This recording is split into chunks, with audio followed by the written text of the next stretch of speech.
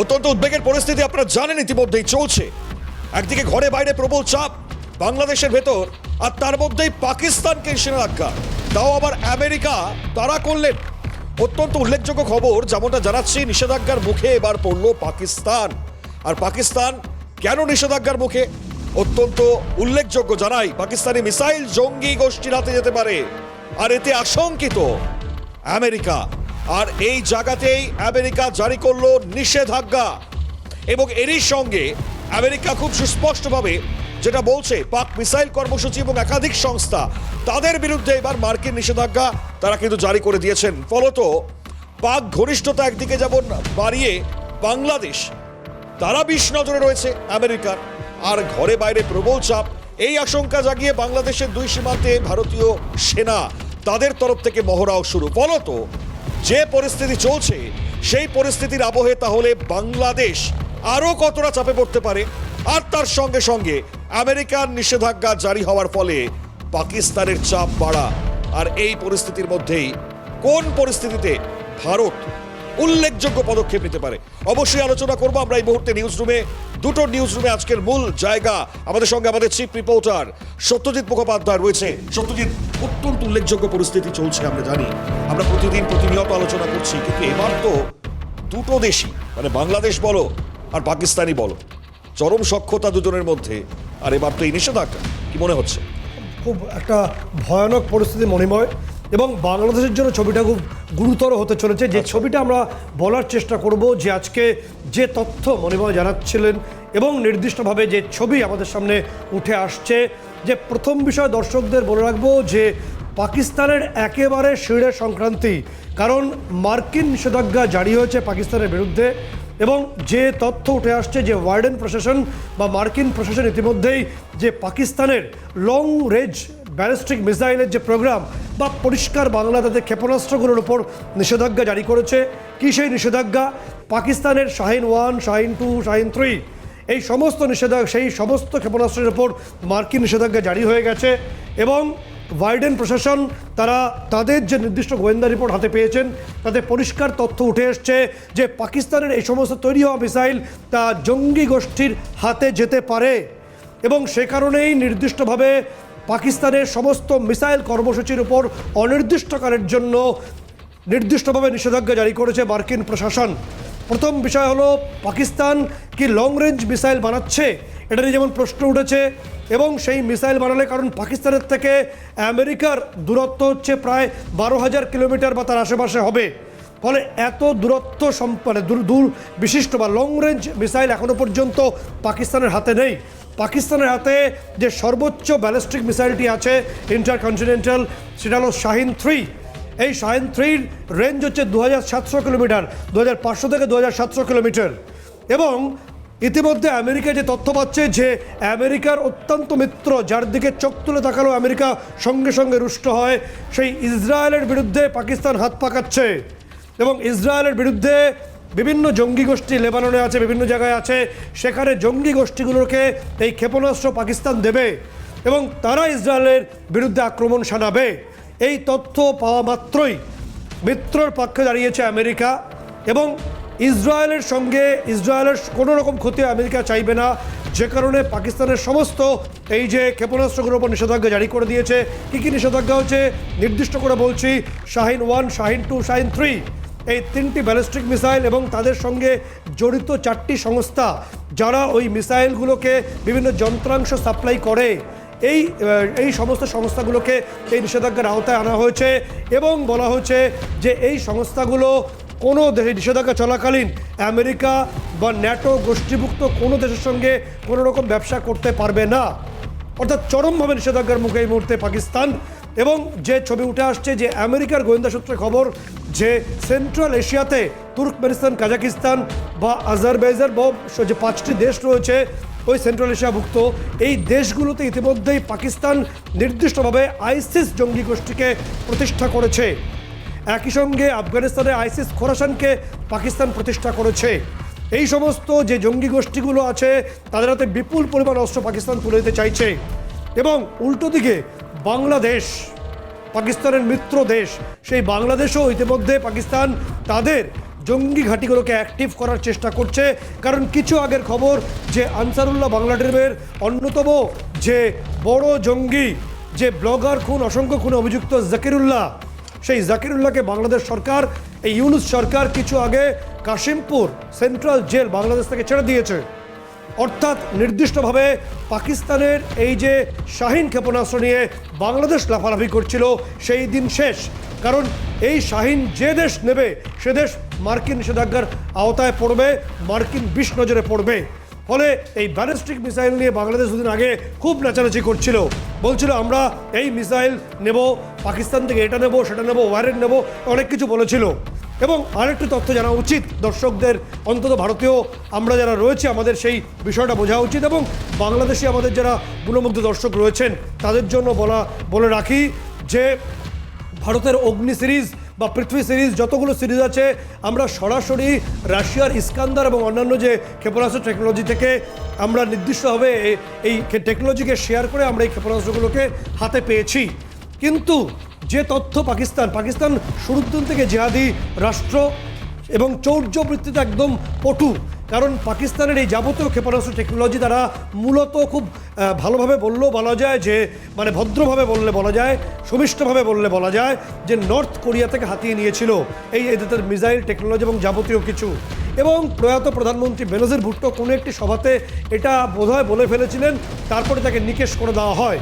ফলে হাতিয়ে নেওয়া টেকনোলজি সে অন্য জঙ্গি গোষ্ঠীগুলোকে পাচার করবে, এই আশঙ্কায় ইতিমধ্যে মার্কিন প্রশাসনের নিষেধাজ্ঞার মুখে পড়েছে পাকিস্তান, এবং নিষেধাজ্ঞা আরও বাড়তে পারে বলে আশঙ্কা। একই সঙ্গে আশঙ্কা তৈরি হচ্ছে কোথায়? বাংলাদেশকে নিয়ে। কারণ বাংলাদেশ ইতিমধ্যে পাকিস্তানের সঙ্গে ব্যাপক সখ্যতা বাড়িয়েছে। তাদের দেশ থেকে যখন জাহাজ ঢুকছে পেটে অস্ত্রভর্তি করে, সেই জাহাজের কোনো রকম চেক হবে না, কোনো রকম তাদের নির্দিষ্টভাবে এনলিস্ট করা যাবে না, যা আসবে প্রোডাক্ট নিয়ে নিতে হবে, পাকিস্তানি হলেই হবে। কোনো রকম সিকিউরিটি রিজনস থাকবে, সিকিউরিটি মেজারমেন্ট প্রয়োজনীয় এই ভিসাতে। ফলে এই পরিমাণ একটি জঙ্গি রাষ্ট্র পাকিস্তান কার্যত, এবং আরেকটি রাষ্ট্রকে সে পথে হাঁটাচ্ছে বলে একটা বড় অংশ মনে করছে, এবং তাদের বড় একটা অংশ তাতে ইন্টারেস্টেড। ফলে বাংলাদেশ পূর্ব দিকের যে কার্যত পূর্ব পাকিস্তান হয়ে বসে রয়েছে বলে অনেকে মনে করছেন, সেই দেশটির ক্ষেত্রেও একই ছবি তৈরি হচ্ছে। শাহিন ক্ষেপণাস্ত্র যদি বাংলাদেশ এখন হাতে নেয়, বাংলাদেশ এমনিতেই ভারতের থেকে, দিল্লি থেকে চাল চেয়ে চিনতে তাদের লোকের হাতে মুখে তুলে দিচ্ছে। এরপর মার্কিন নিষেধাজ্ঞার মুখে পড়লে সে দেশের যারা রয়েছেন বাসিন্দা তাদের লুঙ্গি এবং চাল দুই কিন্তু সমস্যায় পড়ে যাবে, পাবেন না। কারণ মার্কিন নিষেধাজ্ঞায় মুখে পড়লে মানে ভিটে মাটি বেছে দিতে হবে তখন বাংলাদেশিদের। এবং আশঙ্কা জাগাচ্ছে অন্য একটি জায়গাও। সেই জায়গাটা কি? সেই জায়গাটা আমরা একটু পরে বলছি। তার আগে বলে রাখবো যে ভারতের ক্ষেত্রে ভারতের এই যে ক্ষেপণাস্ত্র কর্মসূচি তা বহু পুরনো, এবং যে তথ্য আসছে যে মিসাইল টেকনোলজি কন্ট্রোল রিজাইম বা MTCR, এই MTCRটা কি? এই মিসাইল টেকনোলজি কন্ট্রোল রিজাইম হলো G7 গোষ্ঠীভুক্ত দেশগুলো এই অংশটি বা এই গোষ্ঠীটা তৈরি করে। বিশ্বের 35টি উন্নত এবং দায়িত্বশীল রাষ্ট্র যারা লং রেঞ্জ ব্যালিস্টিক মিসাইল তৈরি করতে পারে, তারা এই গোষ্ঠীর অর্থাৎ এই কমিউনিটির মধ্যে আছে। কারা কারা আছে? 1991 সালে মার্কিন যুক্তরাষ্ট্র এই গোষ্ঠীভুক্ত হয়। ভারত রয়েছে, অস্ট্রিয়া আছে, অস্ট্রেলিয়া আছে, ডেনমার্ক আছে, সুইডেন আছে, যারা একেবারে দায়িত্বশীল রাষ্ট্র। এবং এই যে মিসাইল টেকনোলজি কন্ট্রোল রিজাইম, এই যে ইউনিট বা এই যে কমিউনিটি, এর মধ্যে পাকিস্তান নেই। কেন রাখা হয়নি পাকিস্তানকে? G7 উন্নত রাষ্ট্রের গোষ্ঠী, তারা কেন রাখেনি পাকিস্তানকে? প্রথম থেকে আশঙ্কা ছিল যে পাকিস্তান তাদের ক্ষেপণাস্ত্র এই টেকনোলজি জঙ্গিদের হাতে তুলে দেবে, যাবে সেন্ট্রাল এশিয়ায় 5টি দেশকে তারা আইসিস প্রতিষ্ঠা করার জন্য সেখানে দিয়েছে। একই সঙ্গে আশঙ্কার জায়গা তৈরি হচ্ছে অন্য জায়গাতেও। সেই জায়গাটা কি? সেই জায়গাটা হলো যে সহনশীল রাষ্ট্র ভারত, কিন্তু আঘাত আসলে ভারত তো কখনোই ছেড়ে দেবে না। যে কারণে আমরা যে ছবি দেখাচ্ছি স্ক্রিনে, এই মুহূর্তে বাংলাদেশের আশঙ্কা জাগিয়ে বাংলাদেশের উত্তর এবং পূর্ব টেকনিক্যাল রিজনে, আমি এক্স্যাক্ট প্লেসটা বলবো না কারণ অনেক শত্রু রাষ্ট্র দ্বারা বসে আছে বোঝার জন্য, এই দুটি অংশে এই মুহূর্তে ভারতীয় সেনার যে ঘাতক প্ল্যাটুন, তারা এই মুহূর্তে মহড়ায় রয়েছে। ঘাতক প্ল্যাটুন এটা আমরা বলি যে ইন্টিগ্রেটেড ব্যাটেল গ্রুপ বা IBG, আমাদের ইন্ডিয়ান ফোর্সে বা আমাদের পদাতিক সশস্ত্র বাহিনীর ক্ষেত্রে, আর্মির ক্ষেত্রে IBG থাকে। এই IBGর একটা অংশ হচ্ছে ঘাতক প্ল্যাটুন। এই ঘাতক প্ল্যাটুন মূলত ব্লিচ ক্রিগ, আগেও বলেছিলাম ব্লিচ ক্রিগে ভীষণভাবে অভ্যস্ত। ব্লিচ ক্রিগ কি একটা জার্মান ভাষা, মূলত শত্রুর দেশে ঢুকবে, গেরিলা কায়দায় আক্রমণ করবে, সেই দেশের জমি ডমিনেট করবে, তাতে তারা একেবারে সেনা শিবির তৈরি করবে, প্রয়োজনে শত্রুর মাথা নিয়ে চলে আসবে নিজের দেশে। এতটাই ভয়ঙ্কর এই ঘাতক প্লাটুন, নামের সঙ্গে কাজের ভীষণ মিল আছে। এই মুহূর্তে যে তথ্য আমরা পাচ্ছি, আমরা এক্স্যাক্ট প্লেসটা বলবো না, বাংলাদেশের দুই প্রান্তে অর্থাৎ দুটো সীমান্তের উত্তর এবং পূর্ব দিকে এই মুহূর্তে ইউথ কৌশল বা বাংলায় যুদ্ধ কৌশল এই নামের এই মহড়া চলছে। এই ঘাতক প্লাটুন অত্যন্ত ভয়ঙ্কর প্লাটুন এবং এরা অত্যন্ত দক্ষ গেরিলা ওয়ারফেয়ারের জন্য এবং এরিয়া ডমিনেট করার জন্য সব রকম অস্ত্রেরা প্রশিক্ষিত হয় এবং এরা ঢুকে শত্রুদের একটা বড় অংশ, শত্রু দেশের একটা বড় অংশকে ডমিনেট করতে পারে, এরিয়া কবজা করে নিতে পারে। ফলে বাংলাদেশের আশঙ্কা বাড়ছে দুটো দিকে। একটা, ভারতীয় সেনার, আমরা সহনশীল রাষ্ট্র, দায়িত্বশীল রাষ্ট্র, আগ বাড়িয়ে কিছু করতে যাব না, কিন্তু প্রয়োজনে আমরা এগোবো। সে কারণেই প্রস্তুত রাখা হচ্ছে আমাদের সেনাবাহিনীকে। আমাদের ঘাতক প্লাটুন তারা অ্যাকশন মোডে রয়েছে এই মুহূর্তে, একদম মহড়ায় রয়েছে বাংলাদেশের নাকের ডগায়। অন্যদিকে আরাকান আর্মি তারা কি করছে সেটা পরবর্তী ক্ষেত্রে বারবার আমরা জানাচ্ছি। অন্যদিকে বাংলাদেশের এই মুহূর্তে নতুন পিতৃস্থানীয় দেশ বাবা পাকিস্তান, তারাও মার্কিন নিষেধাজ্ঞার আওতায় চলে গেছে এবং বাংলাদেশের সেনাকর্তারা বা এই মাহফুজ আলমরা যে ধেই করে নৃত্য করছিল যে শাহিন ক্ষেপণাস্ত্র তারা নেবেন, নিয়ে ভারতের দিকে তারা তাক করে বসাবেন, বা সে দেশের একাধিক যারা ওয়ার এক্সপার্ট তারাও বলেছেন টিভিতে বসে যে আমরা এই সমস্ত নিউক্লিয়ার ওয়ারহেড সম্পন্ন যে ক্ষেপণাস্ত্রগুলোকে ভারতমুখী করে রাখবো, সে আশায় একদম জল পড়ে গেছে। কারণ ইতিমধ্যে মার্কিন নিষেধাজ্ঞার কবলে পড়ে এই টোটাল প্রজেক্টটাই পাকিস্তানকে আপাততভাবে বিশ্ব থেকে বিচ্ছিন্ন করতে হবে। ফলে তাদের সাম্প্রতিক দোসর বাংলাদেশের কি হবে তা নিয়ে প্রশ্ন থেকেই যায়। আমি যে বিষয়ে মণিময়ের কাছে আসতে চাইবো, যে মণিময় একটা বিষয় খুব গুরুত্বপূর্ণ, যে গোটা বিষয়টা এমনভাবে তৈরি হয়েছে যে পাকিস্তান তার নিষেধাজ্ঞার মুখে পড়েছে, তাদের ভাতৃপ্রতিম বন্ধু দেশ এই মুহূর্তে রয়েছে বাংলাদেশ, তারাও এই একই নিষেধাজ্ঞার কবলে পড়তে পারে। ট্রাম্প আসলেই সেই আশঙ্কা তৈরি হচ্ছে। খুব স্বাভাবিক। অর্থাৎ পরিস্থিতি সম্বন্ধে অবগত করছিলেন আমাদের চিফ রিপোর্টার সতীশ মুখোপাধ্যায়। এবার পরিস্থিতি সম্বন্ধে আরো জানাবো আন্তর্জাতিক সুরক্ষা এবং নিরাপত্তা বিশেষজ্ঞ আর্যবাবু, তিনি উপস্থিত হবেন কিছুক্ষণের মধ্যেই। একটা দ্রুত বিরতি নেব, বিরতির পর ফিরবো ঠিক এই জায়গায় আলোচনা নিয়ে। সঙ্গে থাকবেন, কোথাও যাবেন না। বারবার ফিরে আসা অ্যাসিডিটির জন্য ব্যবহার করুন বিশ্বের 1 নম্বর গ্যাভিসকন। এটি অ্যাসিডিটির বিরুদ্ধে দেয় 2 গুণ লম্বা আরাম। Nothing works like Gaviscon. Let's go and show the world. You're gonna steal the show.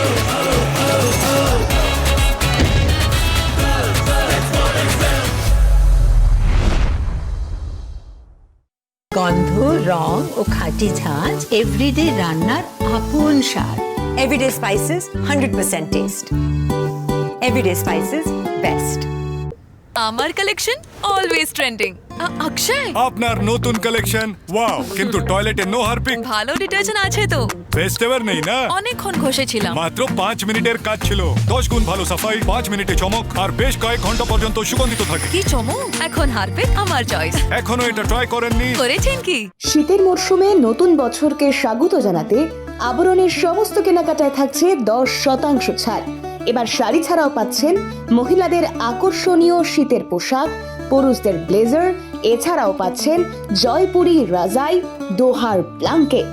অফারটি সীমিত সময়ের জন্য, তাই দেরি না করে আজই চলে আসুন আবরণে। আবরণ, রঙিন প্রতিদিন, আবরণকে সঙ্গে নিন। লাল বাবা রাইস, স্বাদ ও স্বাস্থ্য একসাথে পাবেন শুধুমাত্র লাল বাবাতে। বিরলা বিরতির পর দেখুন, আশঙ্কা জাগিয়ে বাংলাদেশের সীমান্তে যখন ভারতের তরফ থেকে একের পর এক সেই জায়গায় শুরু হয়ে গিয়েছে প্লাটুনদের তরফ থেকে একের পর এক সেই জায়গায় বিভিন্ন নিরাপত্তার স্বার্থে তাদের ড্রিলিং। ফলত একটা পরিস্থিতি অন্তত পক্ষে বোঝার যে যদি পরিস্থিতির কোনো না কোনো দিক থেকে অবনতির জায়গায় যায়, কূটনৈতিক স্তর থেকে তো ডেফিনেটলি ভারত আলোচনায় বারবার সেই জায়গায় প্রেশার দিচ্ছেই, কিন্তু এর মধ্যেও যদি পরিস্থিতি কোথাও অন্যদিকে যায় তাহলে হয়তো পরিস্থিতি খারাপ জায়গায় যেতে পারে। ফলত দ্রুত এবার আমরা এই জায়গায় আলোচনায় আসবো যে পরিস্থিতি কোন জায়গায় যাবে। Jack olive oil body oil, কবিতার মতো ত্বক, জাগায় মনে নতুন সুর।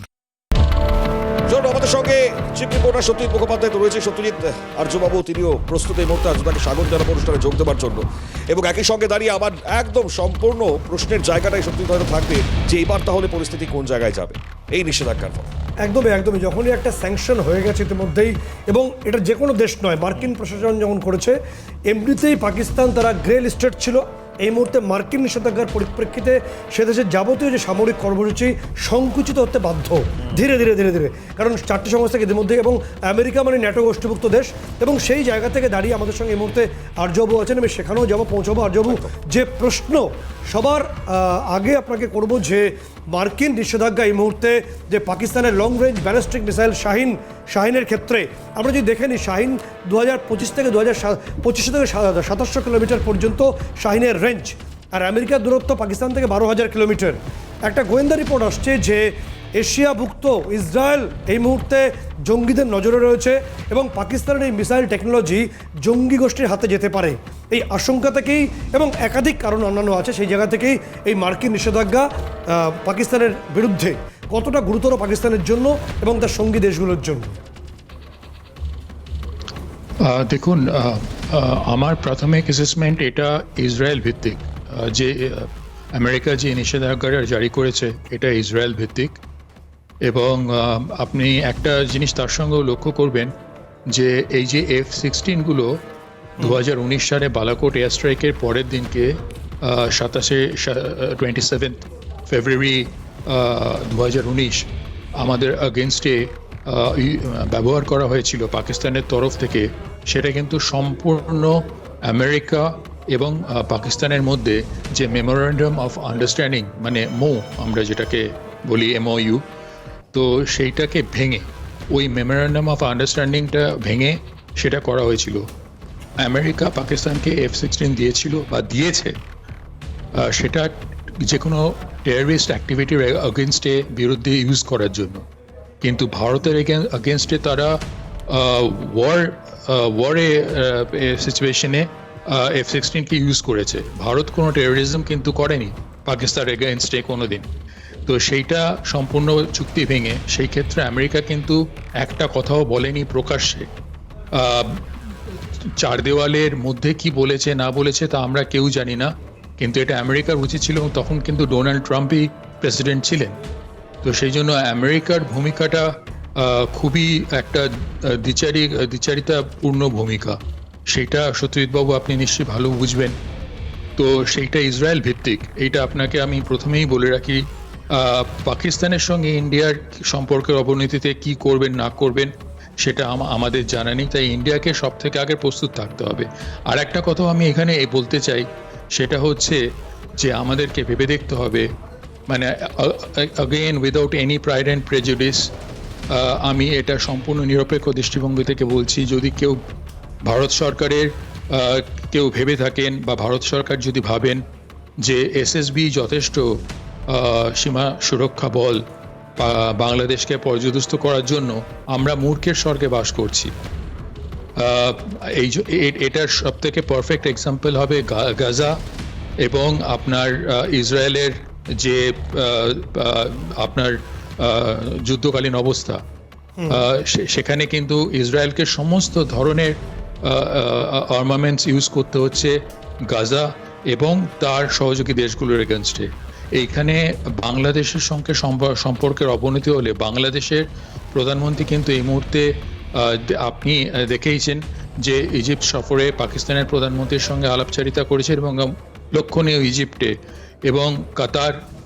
এই আরব স্প্রিং যেটা হয়েছিল ইসরায়েল এগেনস্টে, সেই আরব দেশগুলো কিছু যদি মিলে যায়, সৌদি আরব আর UAE-কে আপাতত আমি বাদ রাখছি, কিন্তু বাকি দেশগুলো যদি মিলে যায় সেক্ষেত্রে কিন্তু ভারতের আগেনস্টেও ওই একই সমস্যা হতে পারে। সেই জন্য আমাদের খুব সতর্ক হয়ে চলতে হবে আমেরিকার ওপর। একটা বিষয় আপনাকে জানাবো, আপনি বলছেন যে ইসরায়েলের যে অবস্থা, ইসরায়েলকে বাদবাকি শত্রু দেশ ঘিরে রেখেছে বলে ইসরায়েল মনে করে সেই যে জিওপলিটিক্যাল সিচুয়েশন ভারতের ক্ষেত্রে হতে চলেছে বা হতে পারে, সেই আশঙ্কা তো থাকা উচিত। একসঙ্গে আপনাকে বলবো যে উজবেকিস্তান, কাজাকিস্তান, তুর্কমেনিস্তান সহ সেন্ট্রাল এশিয়ার যে 5টি দেশ ইতিমধ্যে পাকিস্তান আইসিসকে প্রতিষ্ঠা করার চেষ্টা করছে, আইসিস জঙ্গিদের সেখানে ইনস্টল করছে বা আফগানিস্তান আইসিস খোরাসানকে ইনস্টল করার চেষ্টা করছে, ঠিক তেমনিভাবে কিছু আগে জাকিরুল্লাহ আনসারুল্লাহ বাংলাদেশের কুখ্যাত জঙ্গি, তাকে বাংলাদেশ সরকার ছেড়ে দিয়েছে। বাংলাদেশও পাকিস্তান জঙ্গি সংগঠন নেটওয়ার্ক বাড়ানোর চেষ্টা করছে। তাহলে যেভাবে এই সমস্ত জঙ্গি গোষ্ঠীগুলোকে তারা বাড়িয়েছে এবং তাদের হাতে গোপনে এই ধরনের ক্ষেপণাস্ত্র তুলে দেওয়ার প্রক্রিয়ায় পাকিস্তান আছে বলে গোয়েন্দা রিপোর্ট আসছে, তাই কি পাকিস্তানের বিরুদ্ধে নিষেধাজ্ঞা, এবং সে কারণেই এই নিষেধাজ্ঞা পাকিস্তানের ওপর হলে বাংলাদেশ কতটা ব্যাকফুটে যেতে পারে? কারণ বাংলাদেশও বলেছিল তারা শাহিন নেবে এবং ওই অন্য টেকনোলজিগুলো পাকিস্তানের কাছ থেকে নেবে। আর জব দেখুন, একটা জিনিস পরিষ্কার যে বাংলাদেশ FATF এর কোনো তোয়াক্কাই করছে না। ফিনান্সিয়াল অ্যাকশন টাস্ক ফোর্স বা US ট্রেজারি এর কোনো তোয়াক্কাই করছে না, যার জন্য তারা যারা একদম কট্টর সন্ত্রাসবাদী তাদেরকে জেল থেকে ছেড়ে দিচ্ছে এবং এটা জেনে বুঝে করছে। এটার পেছনে পাকিস্তানের সম্পূর্ণ মদত আছে এবং আইএসিস খোরাসান হচ্ছে সব থেকে ডেঞ্জারাস একটা এলিমেন্ট। আপনিও খুব ভালোভাবে অবহিত এটার সম্বন্ধে। তো সেই জন্য এটা পাকিস্তানের মদতের সম্পূর্ণ জেনে শুনে করছে। এইটা এখন FATF কি করে তার দিকে আমাদের তাকাতে হবে যে কি ধরনের আরো একটা ছোট আপনাকে বলবো যে আপনাকে জানিয়ে রাখবো যে ভারত নিজে মিসাইল টেকনোলজি যে কন্ট্রোল রিজাইমের অন্তর্ভুক্ত একটি দেশ, 35টি দেশ রয়েছে, তার মধ্যে আমেরিকা সহ বাকি দেশ আছে। তারাই থাকে এই কমিউনিটির মধ্যে যারা দায়িত্বশীল হয়, পাকিস্তান নেই। তো কার্যত প্রথম থেকেই কি এই উন্নত দেশগুলো বুঝতে পেরেছিল যে পাকিস্তান একটি জঙ্গি রাষ্ট্রের কার্যত জঙ্গি রাষ্ট্র এবং তারা এই ধরনের টেকনোলজি তৈরি করছে জঙ্গি গোষ্ঠীগুলোকে আরও মানে বৃদ্ধি করার জন্য, যার নবতম সংস্করণ সংযোজন বাংলাদেশ? হ্যাঁ, তারা অবহিত। দেখুন, এই আমেরিকার নেটওয়ার্ক, ইন্টেলিজেন্স নেটওয়ার্ক সব চারদিকে অবহিত এবং বাকিরাও অবহিত। আপনি এর মধ্যে একটা ইম্পর্টেন্ট ডেভেলপমেন্ট দেখবেন, আমাদের যে শেখ উগ্রপন্থী খালিস্তানি পান্নুন, সে কিন্তু রাশিয়াকে দায়ী করেছে এবারে। দেখুন কতটা ক্যালকুলেটেড স্টেপ, যেহেতু ট্রাম্প আসছেন এবং তার যারা টিম তারা টোটালি উগ্রপন্থার এগেনস্টে, এবারে ওর রাশিয়ার খেলা খেলছে। রাশিয়াকে দায়ী করেছে নিজ্জারের কিলিং এর জন্য। আপনি অনেক ধন্যবাদ আপনি সঙ্গে থাকার জন্য, এবং নির্দিষ্টভাবে যে ছবি আপনি তুলে ধরছিলেন যে কিভাবে এই জঙ্গি গোষ্ঠীগুলোকে পাকিস্তান বাড়াচ্ছে এবং তাদের নেটওয়ার্ককে বৃদ্ধি করছে, এবং একই সঙ্গে আমাদের পূর্ব প্রান্তে পূর্ব পাকিস্তানি বলা চলে কার্যত প্রত্যেক দিন জঙ্গিগুলো জেল থেকে ছাড়া পাচ্ছে এবং পাকিস্তান সেখানে জাহাজের পেট ভর্তি করে বিভিন্ন গোপন অস্ত্র পাঠাচ্ছে। তবে এই মুহূর্তে তাদের সমস্ত অস্ত্রের যে যাবতীয় প্রযুক্তির উপর নিষেধাজ্ঞা মার্কিন যুক্তরাষ্ট্রের, ফলে তারা বিপাকে পড়লে বাংলাদেশ বিপাকে পড়তে বাধ্য, কারণ বাংলাদেশের নবতম বন্ধু হচ্ছে এই পাকিস্তান।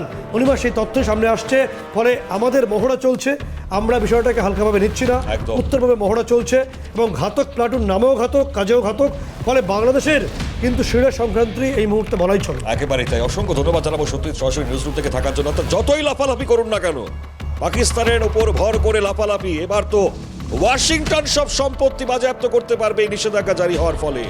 যে কোনো পাকিস্তানি সংস্থাগুলোতে আমেরিকান সম্পত্তি থাকতে পারে। অর্থাৎ বুঝতেই পারছেন, একদিকে ভারত, অন্যদিকে আমেরিকা, অর্থাৎ শিরের সংক্রান্তি বাংলাদেশের।